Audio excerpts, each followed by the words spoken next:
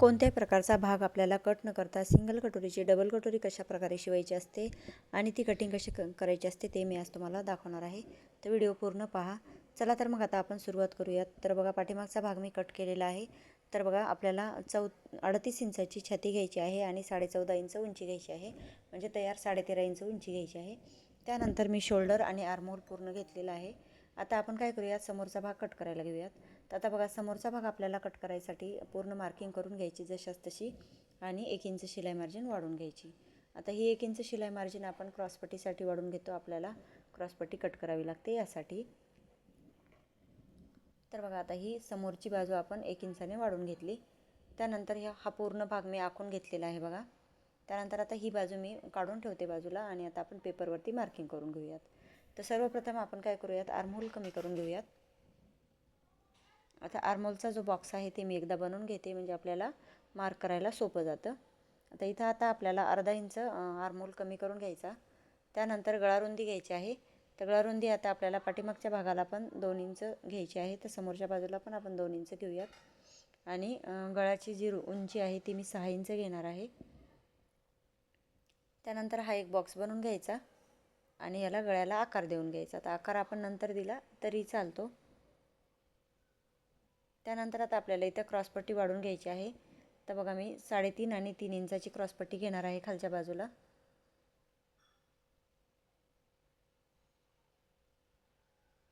आणि क्रॉसपट्टीला अशा प्रकारे आकार देऊन घ्यायचा.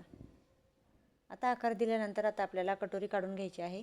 तर इथं आता मी 6 इंचाची कटोरी काढत आहे.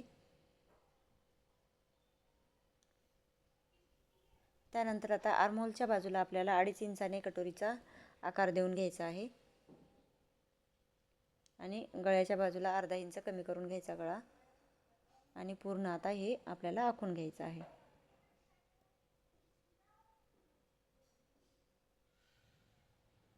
आता बघा, मी मार्किंग केलेली आहे. आपल्याला सेम तशीच कटोरी आपल्याला कट करून घ्यायची आहे आणि नंतर वाढून घ्यायची आहे. आता ह्या पेपरवरती मी पूर्ण कटिंग करून घेते. आता आपण पहिले क्रॉसपट्टी कट करून घेऊयात व्यवस्थित.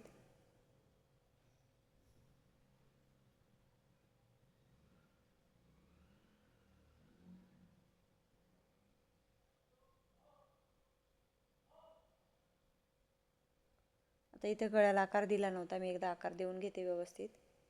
थोडासा असा मी गोलाकार शेप दिलेला आहे बघा.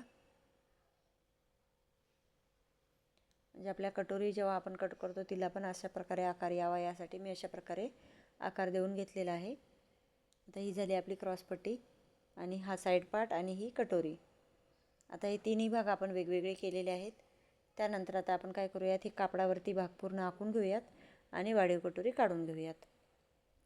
आता हे कापड आहे, या कापडावरती मी पूर्ण भाग आखून घेतलेला आहे आणि हे अस्तरचं कापड आहे. आता आपण जे आखलेला भाग आहे तो कटिंग करून घेऊयात आणि मग आपण उरलेल्या कापडामध्ये वाढीव कटोरी काढून घेऊयात. अशामुळे तुमचा वेळ पण वाचतो आणि जास्त पेपर कटिंग पण करायची गरज पडत नाही आपल्याला. तर मी हे रोजच ब्लाऊज कट करते म्हणून मी अशाच प्रकारे पूर्ण भाग आखून घेत असते. आता ही बघा, मी कटोरी आखून घेतली. आपण यावरती वाढून घेऊयात. आता इथं 1.5 इंचाने मी भाग वाढून घेत आहे. दुसऱ्या बाजूला पण आपल्याला सेम तसंच 1.5 इंचाने वाढून घ्यायचं आहे. त्यानंतर आता या दोन्हीचा मध्ये काढून घ्यायचा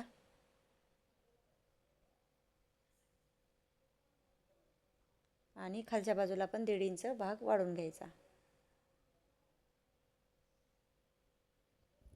आता हे दोन्ही पॉईंट एकमेकांना मिळवून घेऊयात एकदा.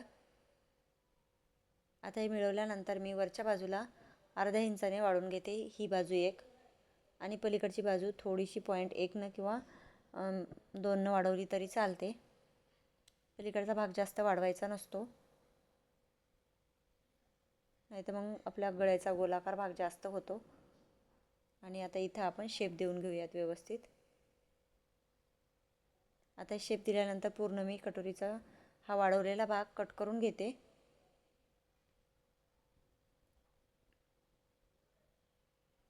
आणि पूर्ण आता आपण कटोरी कट करून घेऊयात. आणि आता मी अस्तर आणि ब्लाऊज पीस एकमेकावरती ठेवून कट करून घेते पूर्ण.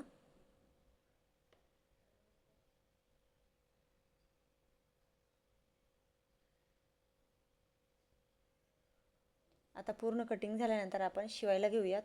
तर सर्वप्रथम आपण अस्तर जोडून घेऊयात. तर अस्तर बघा मी ब्लाऊज पीस बघा मी थोडंसं अस्तरपेक्षा जास्त कट केलेलं आहे, कारण कापड थोडंसं सुळसुळीत आहे आणि जोडायला पण सोपं जातं. त्यासाठी थोडंसं जास्त कट करून घ्यायचं कधी पण. आता आपण काय करूयात, हिचे टक्स पॉईंट काढून घेऊयात ह्या कटोरीचे. तर दोन्हीचा मध्ये काढायचा आणि आपण वाढवलेला भाग पूर्ण टक्समध्ये घ्यायचा. आता इथं मी 1.5 आणि 3 इंचाचा टक्स पॉईंट घेतला आणि आता आपण ह्यावरतीच वाढीव कटोरी पण काढून घेऊयात. तर बघा आता या बाजूला मी 3 इंचाने पॉईंट घेतला आणि इथे 2.5 इंचाने पॉईंट घेतला. आता हे दोन्ही पॉईंट आपल्याला एकमेकांना जोडून घ्यायचे आणि एकदम पाव इंचाच्या अंतरावरती आपल्याला ही शिलाई मारून घ्यायची. फक्त 2 रेषा जरी वाढवल्या तरी चालतात आणि एकदम परफेक्ट अशी ही डबल कटोरी तयार होते. तर बघा अशा प्रकारे ही डबल कटोरी तयार झालेली आहे. आणि ही आता मी साईड पार्टला पण तुम्हाला जोडून दाखवते कशा प्रकारे जोडली जाते ते. बघा आता एवढा भाग आपला जास्त झालेला आहे आणि तो भाग बघा मी अशा प्रकारे जोडून घेते. बघा कुठेही कमी पडलेला नाही किंवा जास्त झालेला नाही आहे हा भाग. एकदम परफेक्ट अशी जोडल्या गेलेली आहे. आणि आता आपण क्रॉसपट्टी जोडून घेऊयात.